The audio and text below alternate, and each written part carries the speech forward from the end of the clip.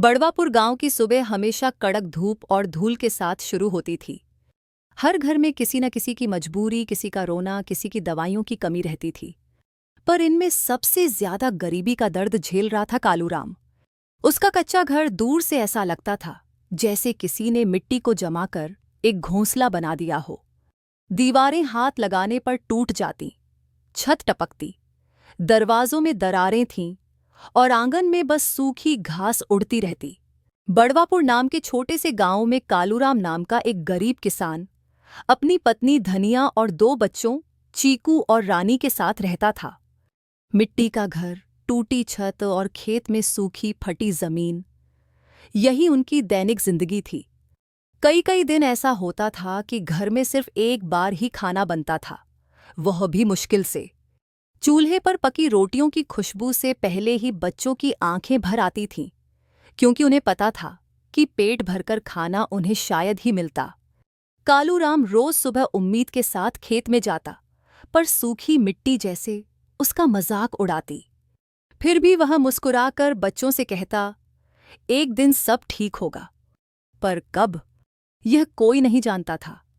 एक शाम गांव के चौपाल में खबर फैली कि पास वाले काले पहाड़ के जंगल में एक जादुई चट्टान है, जिसकी मिट्टी जिस खेत में डल जाए वह हमेशा हरी भरी रहती है। यह सुनकर कालूराम के मन में पहली बार उम्मीद की आग जली।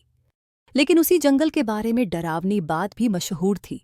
वहां रात होते ही एक बूढ़ी आत्मा घूमती है, जो अपने इलाके में किसी इंसान को सहन नहीं करती। लोग कहते थे कि जो भी जादुई चट्टान ढूंढने गया वापस कभी नहीं लौट पाया। पर कालूराम जानता था कि अगर उसने कोशिश नहीं की तो उसके बच्चे भूख से तड़पते रहेंगे। इसलिए उसने लालटेन उठाई, कुदाल पकड़ी और चुपचाप जंगल की ओर निकल पड़ा। जंगल में प्रवेश करते ही वातावरण बदलने लगा। हवा ठंडी हो गई, पेड़ों की टहनियों से अजीब फुसफुसाहटें आने लगीं और रास्ता घने कोहरे से भर गया। अचानक कालूराम ने सुना कोई पीछे चल रहा है। मुड़कर देखा तो चीकू था, जो चुपके से पापा के पीछे पीछे आया था। उसी समय उनके सामने धुंध से एक बुजुर्ग औरत आकृति उभरी। सफेद बाल, चमकती आंखें, झुका शरीर। वह धीमे धीमे पास आई और बोली, क्यों आए हो मेरे जंगल में? चीकू पापा से चिपक गया। कालूराम कांपते हुए बोला, मेरे बच्चों को भूख लगी है, मुझे बस एक मौका दे दो। तभी जमीन अचानक लाल चमकी, हवा तेज हो गई और दोनों एक शक्तिशाली ऊर्जा में खिंच गए। कालूराम और चीकू एक रहस्यमयी गुफा में पहुंच गए। उनके सामने वही बुजुर्ग आत्मा खड़ी थी। उसने कहा, जादुई चट्टान हर किसी को नहीं मिलती। अगर तुम सच्चे दिल से अपने परिवार के लिए आए हो तो 3 परीक्षाएं पार करो। पहली परीक्षा थी डर से जीतना।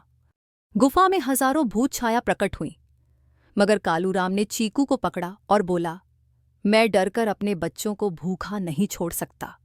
और सारी छायाएं तुरंत गायब हो गईं। दूसरी परीक्षा थी लोभ पर काबू। सोने और चांदी से भरा कमरा उनके सामने आया, लेकिन कालूराम ने बिना देखे कहा, मुझे सिर्फ खाना चाहिए, दौलत नहीं। तीसरी परीक्षा सबसे खतरनाक थी दयालुता साबित करना। एक घायल हिरण गुफा में पड़ा था और पास ही एक विशाल काली छाया घूम रही थी।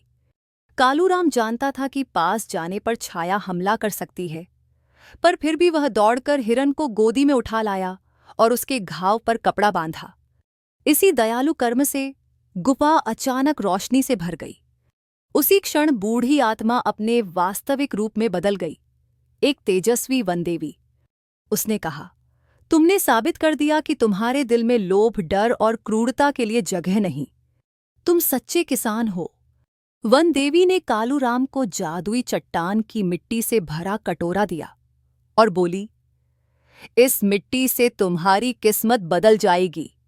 जब वे गांव लौटे और खेत में वह मिट्टी डाली तो सूखी जमीन पल भर में लहलहाते खेतों में बदल गई।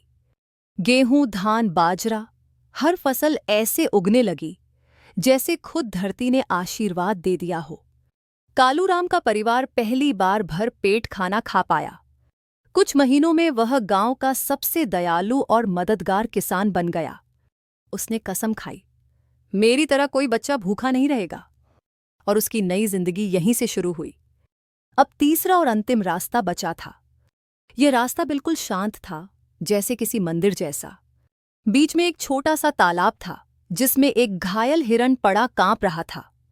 उसके पास एक भयानक काली छाया मंडरा रही थी, जो किसी जानवर की तरह गुर्रा रही थी। आत्मा की आवाज आई, ये तुम्हारी अंतिम परीक्षा है। अगर तुम इसको बचाते हो तो छाया तुम पर हमला करेगी और शायद तुम जिंदा न लौटो। चीकू डरकर बोला, पापा मत जाओ। लेकिन कालूराम अपने बच्चे को देखकर बोला, अगर मैं एक बेबस जानवर की मदद नहीं कर सकता तो मैं अपने बच्चों की रक्षा कैसे करूंगा। और वो बिना सोचे हिरन की ओर दौड़ पड़ा। काली छाया गरजी और वो कालूराम पर झपटी। कालूराम ने अपने शरीर को ढाल की तरह आगे रखकर हिरन को अपनी बाहों में उठा लिया।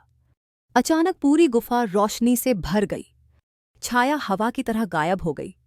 वही बूढ़ी आत्मा देवी के दिव्य रूप में बदलकर उनके सामने खड़ी थी। उसने कहा, तुमने डर, लोभ और क्रूरता तीनों पर जीत पाई।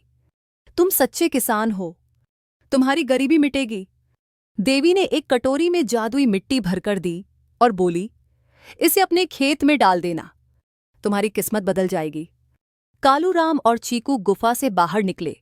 जंगल का रास्ता साफ हो चुका था। जैसे ही वे गांव पहुंचे और मिट्टी खेत में डाल दी, सूखी बंजर जमीन सोने जैसी हरी हो उठी। गेहूं, बाजरा, धान सब अपने आप उगने लगे। पूरे गांव में खुशियां छा गईं और पहली बार उनके घर में चूल्हा जोर से जला। बच्चों ने भरपेट खाना खाया और कालूराम ने आसमान की ओर देखते हुए कहा, धन्यवाद देवी माँ, मेरी जिंदगी बदल गई।